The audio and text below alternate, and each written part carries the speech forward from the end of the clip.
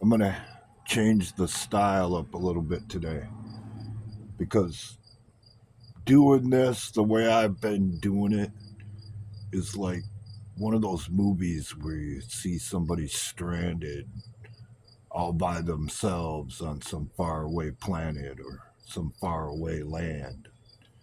They jump on the recording every once in a while just to throw their thoughts out there and maybe keep themselves sane.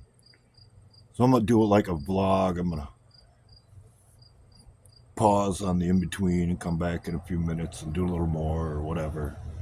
So here we go. I suppose the first thing I want to cover is this. People have often asked the question, what's the difference between a citizen and a patriot? That's easy. If you're a patriot, you feel that shit in your heart, and it comes out every day in the way you act, the things you say, and how you treat people, so forth and so on. That's the difference. And I know there's somebody out there in YouTube land that's not going to like what I'm about to say. If you believe that the Constitution is just words, you, my friend, are not a patriot. And why is that? Because you got to believe in something, or somebody's going to come along and decide what to believe for you. And that leads us into the topic of this video: censorship and the things that go along with it. I propose that the Constitution for this country applies to the whole country and everything that goes on within it. Make sense? Well, according to the corporations, especially with the First Amendment, that's not how they see it.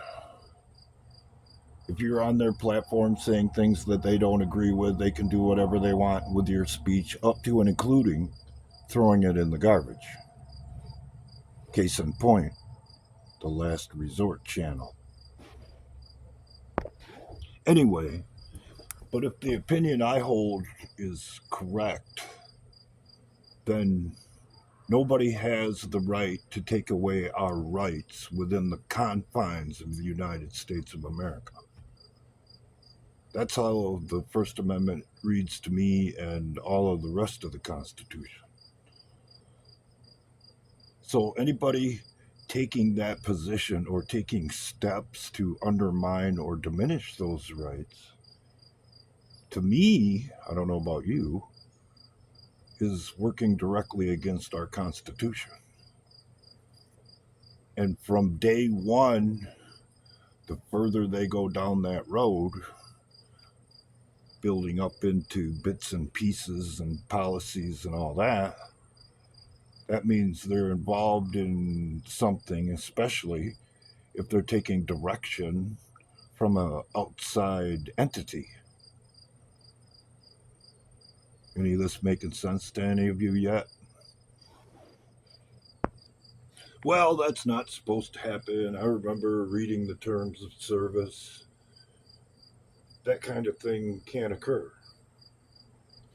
If your words, our words, mean so little to them, how much weight do you think they put behind their words when they put them out there in the world, beyond the fact that they're just words?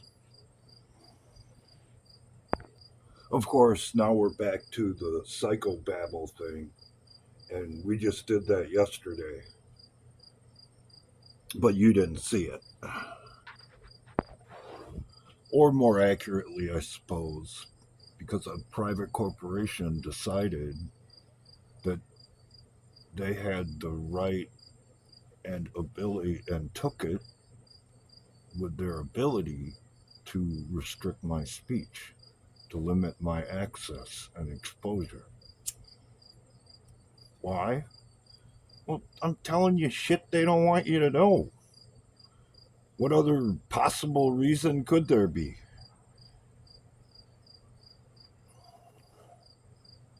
Protecting the public from disinformation? I want the freaking truth, and I haven't been wrong about too many things along the way. So I ain't buying that. So who's the outside entity getting corporations to undermine our rights to free speech? Who's doing that? Why is that happening? Why does it continue to happen, even though the people have already said, according to the person that we put in office, we don't want that to happen anymore? Why is it still occurring? And who's pulling the strings? Well, in order to understand that, you have to do some research. You have to understand what you're looking at. And I'll tell you where to go.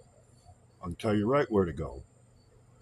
You got to go back for our purposes, not that this hasn't been going on a lot longer, to the 60s and 70s, an organization called the Weather Underground, and what their purposes were and what they wanted to accomplish.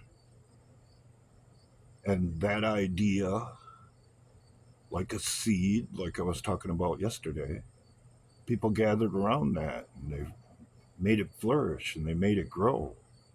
And over the years, it's gotten to the point where we're at today. Their main goal was to make it so that the Constitution was not the law of the land when America finally fell. And what does it look like today? What does it look like to you? And the people who have are ready to harvest that plant, if we're going to go along those lines, are ready to do what they've been ready to do for a long time. They just wanted certain circumstances in place so that they could do it. And then 2016 came along, and their little New World Order apple cart got turned over by someone who could expose it all in the long run. So, how would you react if you were them? And what would you tell your buddies at the corporations and social media companies that they could do? How far would you be willing to go to get them to do it? Would you resort to blackmail or what have you? You might. Would you sic intelligence agencies on them to gather evidence, to give you leverage against them? You might. See, a lot of people have no idea of the implications that we face today. But if you go back and listen to a guy by the name of Larry Grathwell, who infiltrated the Weather Underground on behest of the intelligence agencies, mind you, it'll all fall into place. You will go along with their system, or you will be censored, silenced, and down the road eliminated. And they're going to build their utopian society that will never work in the long run, by the way. Whether you, I, or anyone else like it or not. Does that sound like a utopia? Or does that sound something like books and novels and horror stories have been written about time and time again up to this point? So for me, yeah, my experience on this platform, and becomes more and more every day like it in this country, is like being stranded on another planet. exiled because I see what's going on. And I'm willing to tell you the shit they don't want you to know. No less think about. My grandfather, he was a very interesting man. Some people even called him odd or strange behind his back. But they didn't know what I know. It all comes down to perspective and what he called the laws of free will. Who's taking it, who's giving it away, and who's defending it.